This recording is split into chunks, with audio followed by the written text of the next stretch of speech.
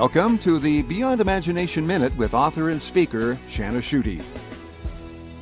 In 1967, the Beatles released a song called All You Need Is Love. A lot has changed since 1967, but one thing hasn't changed. Our culture is still sending out the message that love, particularly romantic love, is all you need. Movies, radio, magazines tell us that if we can just find our soulmate, that all of our problems will disappear. The truth is that there are limitations to earthly love. Therefore, we've got to adjust our unrealistic expectations about love, and when we do, it can be one of the best things that ever happens to us. When we realize that only God can love us completely, we are, ironically, freed to give and receive love in a greater way, and that makes all the difference between being joyful in our relationships and being miserable. The person who expects more from others than they can deliver is going to be difficult to please. But the more secure we are in God's love, the less pressure we're going to put on others. Then, instead of being consumers of love, we can joyfully become bearers of love because we are filled up with Christ's love first. In his book, Counterfeit Gods, Timothy Keller writes, "Putting the weight of all your deepest hopes and longings on the person you are marrying, you are going to crush him or her with your expectations.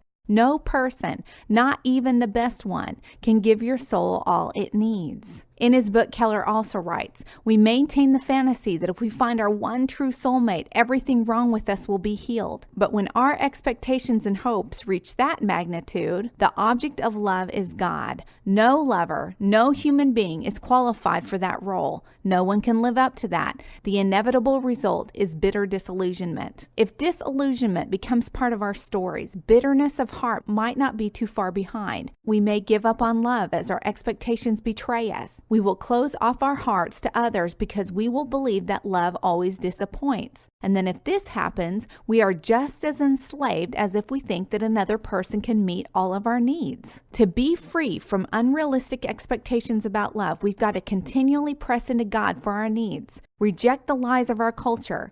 Practice gentle grace in our relationships. Remember that we are not perfect and keep our eyes firmly fixed on Christ. We also must remember that God created us for relationships. We were not created to worship relationships. When we adjust our expectations and find our significance in Christ, we may discover that loving and being loved give us joy in ways we never expected.